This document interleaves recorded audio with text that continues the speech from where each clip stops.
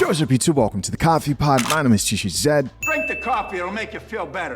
I've got a question for you guys. How many times would you have to go through a divorce before you finally realize that's enough for me? Right? No more going forward. I am not getting remarried. Woman says, I've been married and divorced 3 times. No more wasting time. Let's get it. So I've been married and divorced 3 times. And I think my main problem has been that my parents actually liked each other.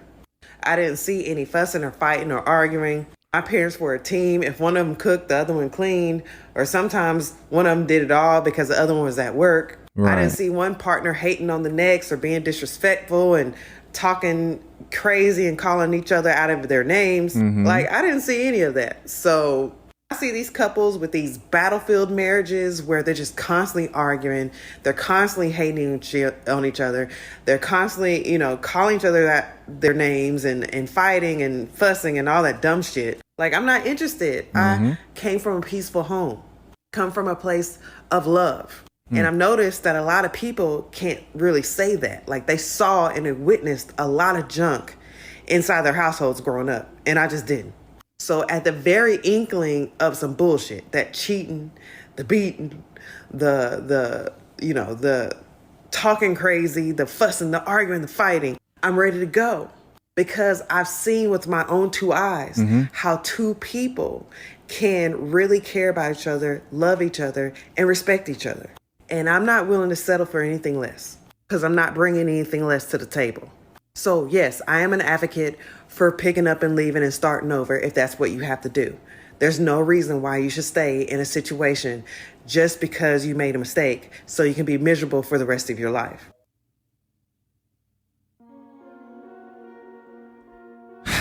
Somebody please make sense out of what she said. Did she literally just tell us that she's not the problem? You've been through 3 marriages and somehow nowhere in your video did you somehow think you've been through 3 marriages, 3 different men and gotten divorced 3 times. And nowhere in your explanation, I didn't hear anything of I might have been the problem. This coffee smells like shit. Listen, guys, this is why this right here is really, really, really, really bad coffee is because, first of all, you had a good upbringing. Sounds like you had a pretty decent upbringing. Grew up in a 2-parent household where you saw parents who knew how to handle conflict. And the question is, what happened? What happened between the time you left your parents' house and you got married? You know what I think?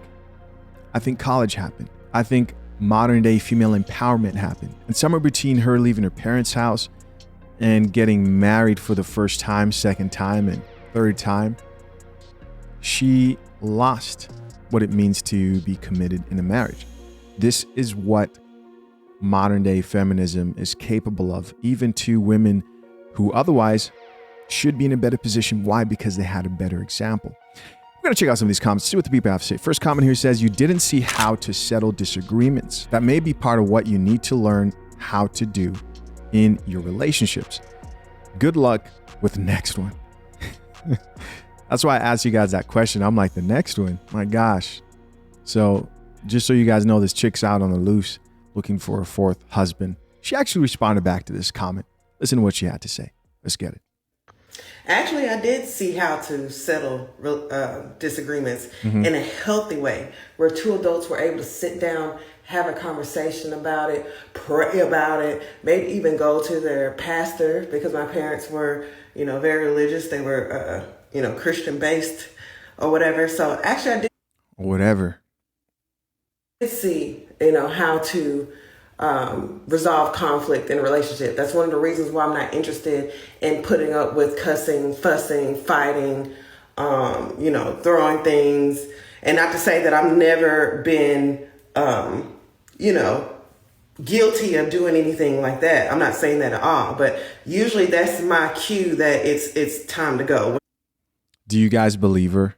Do you believe that she's never been guilty of all that? Guys, really think about this. How she's like, oh, I've never been guilty of any of that. Come on, man. Once you're having the same argument over and over and over again, and there's no conflict resolution. Like the other party is not interested in going to counseling. They're not interested in having any type of discussion. They're, every time you address something, it becomes an argument or a fight. Like that's when I know that it's time to leave, because I refuse to end up in that cycle for the rest of my life. Like, stress kills.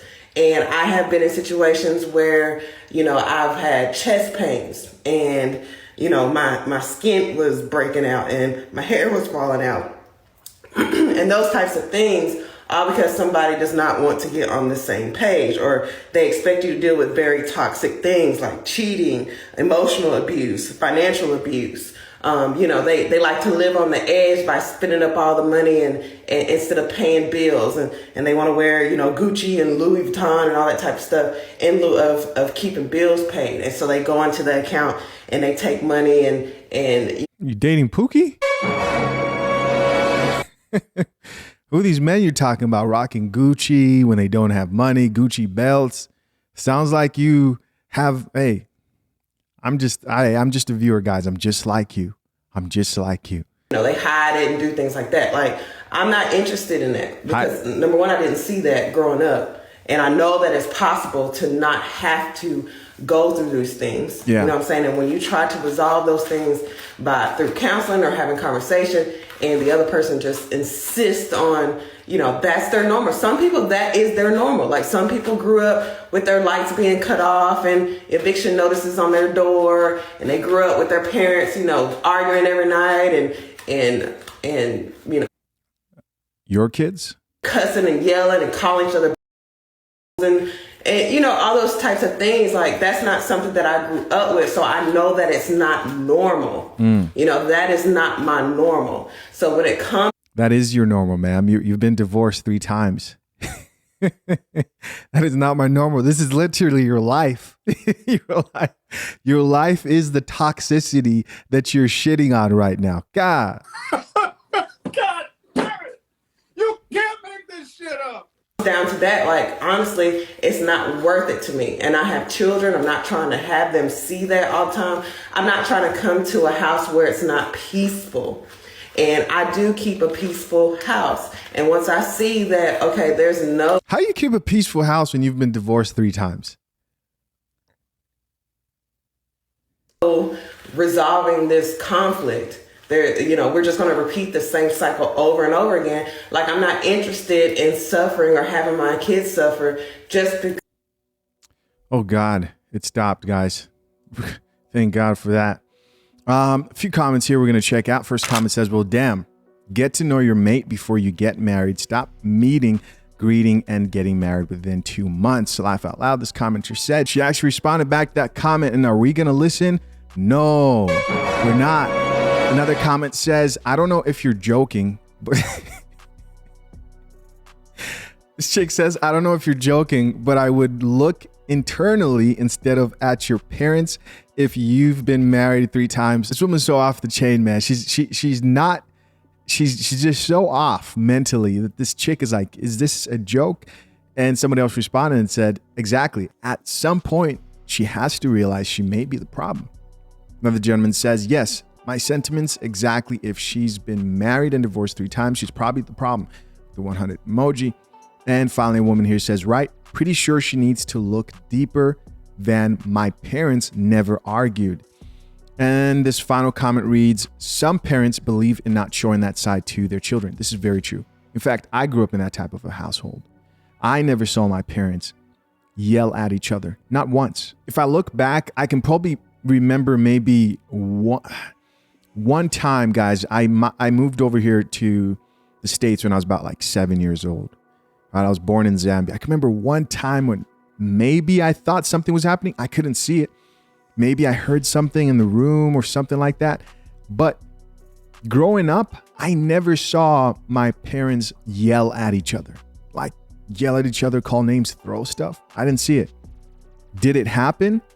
I'm sure it happened sometimes, but they made a deliberate effort to not do that in front of children. So this woman, she thinks that because she didn't see it, they didn't sometimes step out of character. My parents aren't perfect. I know they're not. Nobody is. But They made a decision to say, hey, what we're not going to do is argue in front of these kids. I think that's a good thing, to not sit there and step out of character in front of children. In her mind, she's like, they never argued. No, they just knew not to do it in front of you. It doesn't mean it didn't happen, right? It doesn't mean that it didn't happen. In conclusion, guys, I think this is a very good example of why it's just not good enough for a woman to come from a two-parent household that was healthy.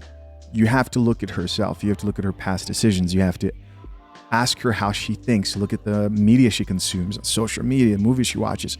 How does she think? How does she operate? How does she view relationships and marriage? Right? If you're somebody who sees marriage as something that's potential. Listen, guys, as always, curious to know what you think. Till next time, I'm out. Peace.